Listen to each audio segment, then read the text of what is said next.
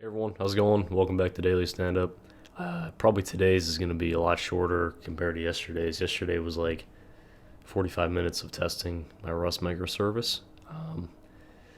Excuse me, my voice is like going in and out too. I don't know what's going on, but today I just kind of want to kind of do a debrief of what we did yesterday and the day prior to that. So if you want to see that content, it's the previous stand up. So 227 and then 226. Um, so yesterday really was kind of a proof of concept for me, at least, you know, for how this Rust microservice is going to perform. So that was like my first, getting my foot in the door with a Rust service running and consuming messages off our RabbitMQ server. So how this is going to fit into the larger scope of my project is I have my front end project, which is the React front end with the .NET back end. So I have a view that's going to have my engine simulator running, and basically that's going to be generating data.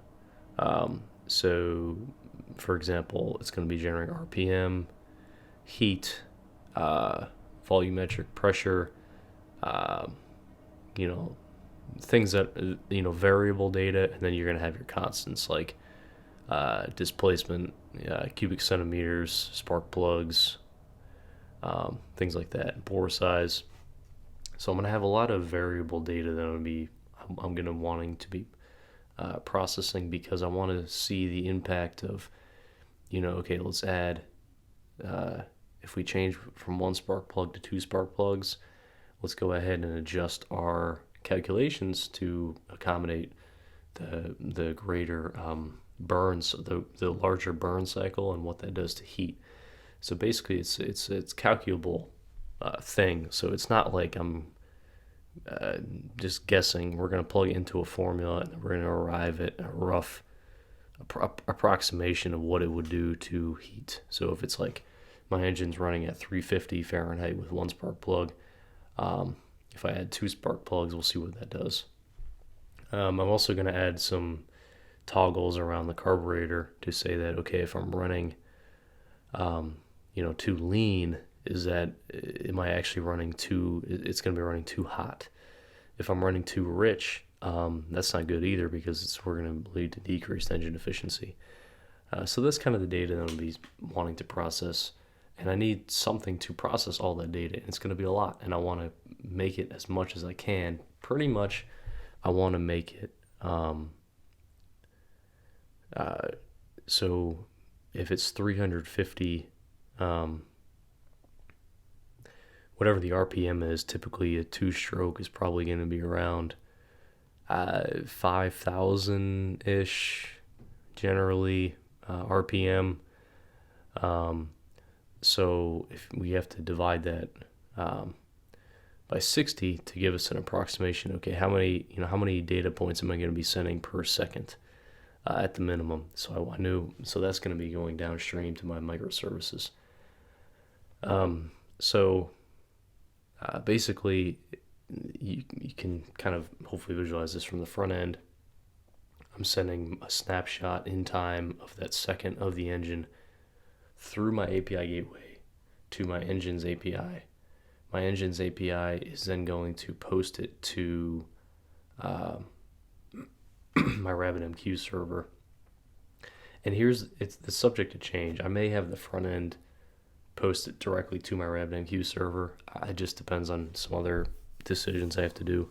But basically, it's going to go to our front end, ultimately to the RabbitMQ message queue, right? So now that's up there. I published that message, and I'm just going to keep publishing messages as long as the engine's running. So you can kind of see how this is going to generate quite a lot of data, especially if we know roughly per minute what that data is going to equate to. It's obviously not going to get to the 1,000,000 that we tested with, but if I add engines or just increase the RPM, theoretically, I want it to be able to accommodate that. And basically, my Rust microservice that you saw in the last video is going to consume those messages off the queue, off the RabbitMQ server, and process them accordingly.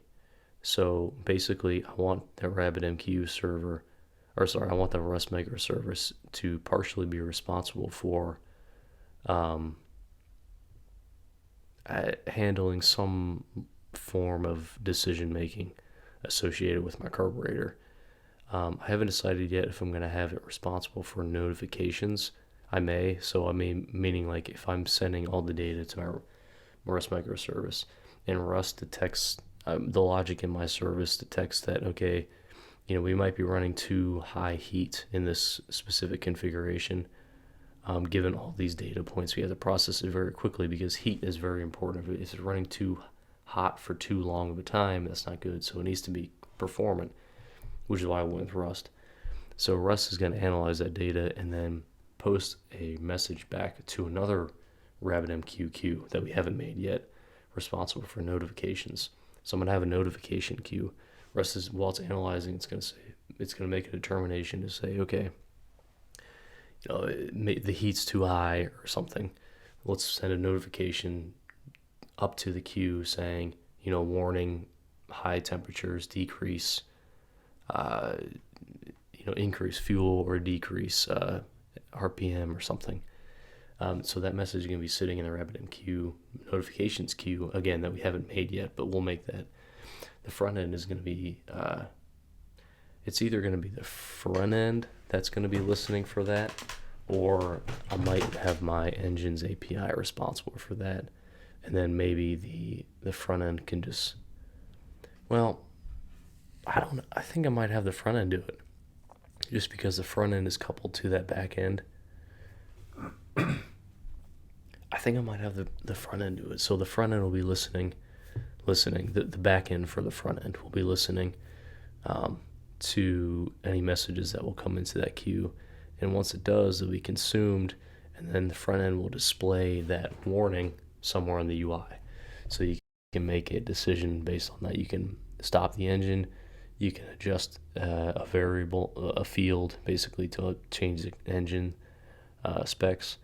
So that's kind of the flow, and you can kind of see how it's going to work. So again, hopefully that makes sense in the broader scheme of things. And then I mentioned Python. Python's going to fit in for the graphing temperature curves and any other data points that we need. So that one's not going to need to process the data as quickly, just because you don't need to necessarily have a just-in-time graph. It can have a little more delay. So that's kind of the flow, right, of the services right now.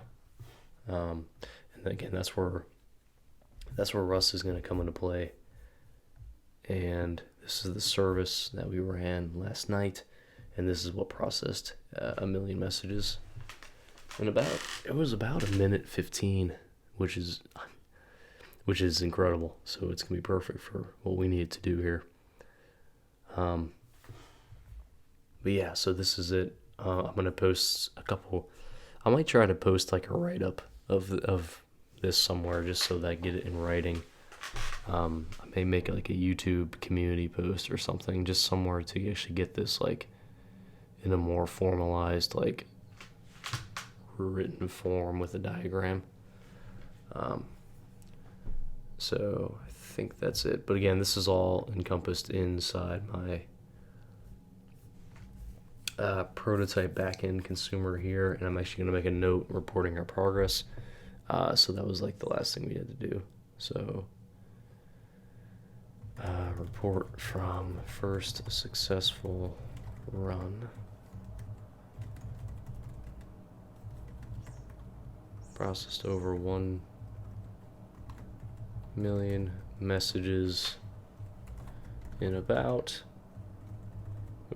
1:15.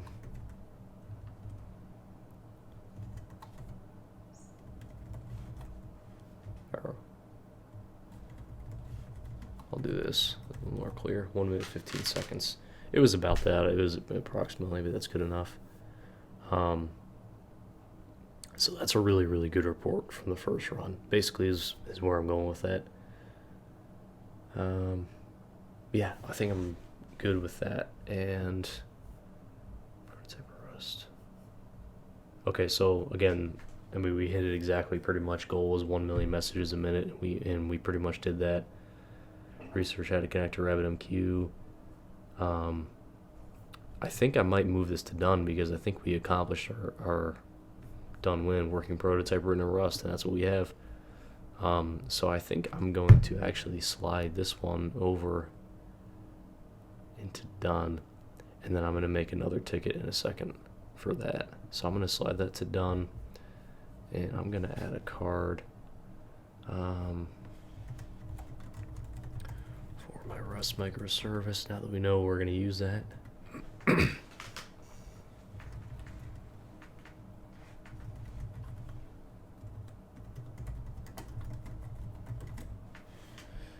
Okay. So, what? Why? Done when? So the what is add logic to detect high temperature thresholds.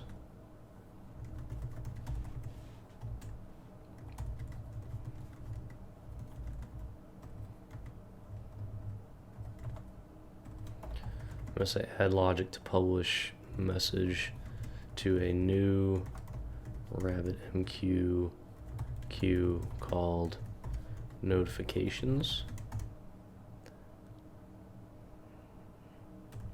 This queue will be consumed by the front end.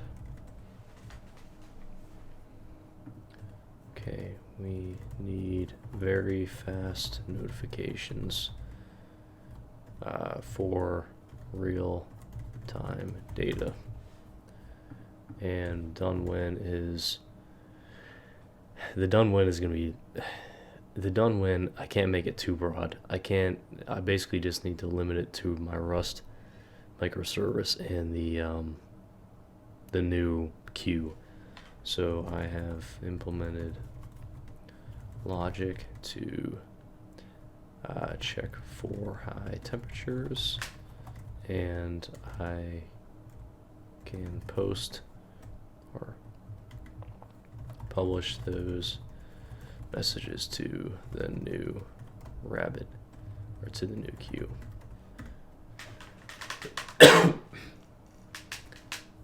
Okay, so I think that should be it. Again, this is going to be a larger ask just because I'm not really that great at Rust currently.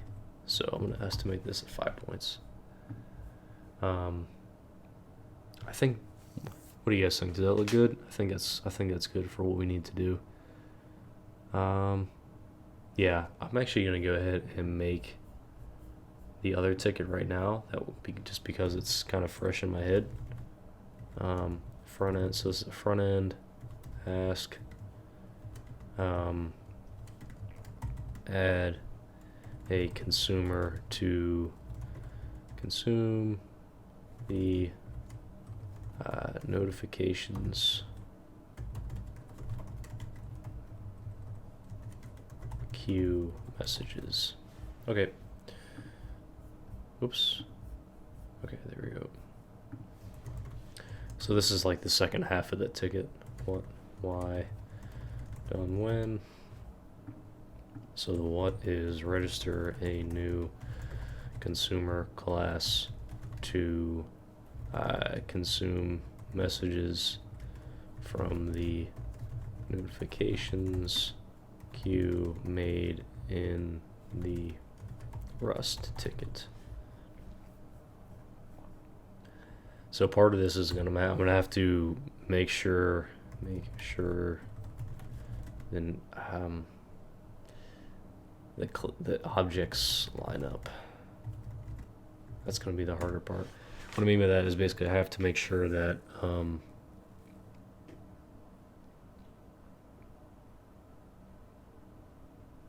wait, would I? No, I don't. That's only for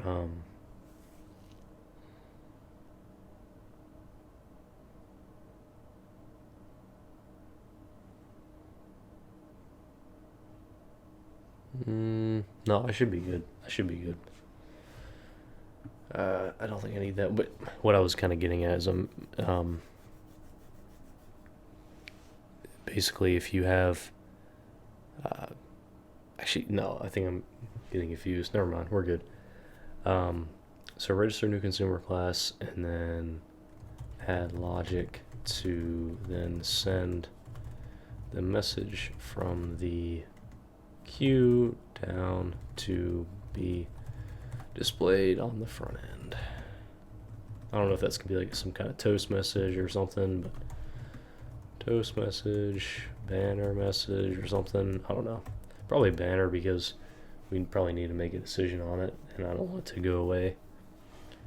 So why we need real time notifications based on current engine data. Okay. The reason that, so you might be asking, like, why can't the front end do this with the data it's producing? It could. It absolutely could. Um, but the problem is that you got to think about when this scales, right? Because right now obviously it's limited to me, right? Just I'm the only one working on it and stuff. But systems generally aren't that way. Like systems typically scale to millions and millions of users. If millions and millions of users are all using the front end and generating that much data, you can't have the front end process that much data and expect the performance to maintain. You really need to make this decoupled services like we have here. Basically, the front end just says, "Hey, I'm generating this data and I'm just sending it. I'm not doing anything else. I'm just sending it." That way, our front end doesn't lag. Um, and then you know what I mean. And then we have this service that's only responsible for engine simulation. Then we have a service that's only responsible for processing that data. So immediately you could have two teams that work on those simultaneously. So it's really just thinking through system design and stuff like that. But obviously, just for me, yes, I could have the front end process and do everything. I don't need any microservices. I could just make it a monolith, and call it a day. But again, that's not the goal of this project. The goal is to learn microservice architecture and try out and experiment different design, system design strategies and languages and things like that. So just clearing that up because I don't want people to get confused and thinking that you know the front end couldn't do that or whatever. So the done when is we can display notifications on the front end. I'm thinking this is just going to be like a generic element, right? That'll just display whatever message is received. I think that should be fine for right now. We'll have to think about like message stacking if we receive multiple notifications or something, or message timeouts or something like that. But I think that's more of an enhancement in my opinion. So we're good with that. And obviously this is a large ask. I'm gonna put it at 5, and I don't really think that this can be broken down. The only way it could be broken down, obviously, is if you separate out the display logic from the actual consumer. Like you could just have a 3-point ticket to register a consumer class, and then like a 2-point ticket to make the front end. But again, just me, I'm just gonna bundle it in one, and I should be able to take care of it in one go.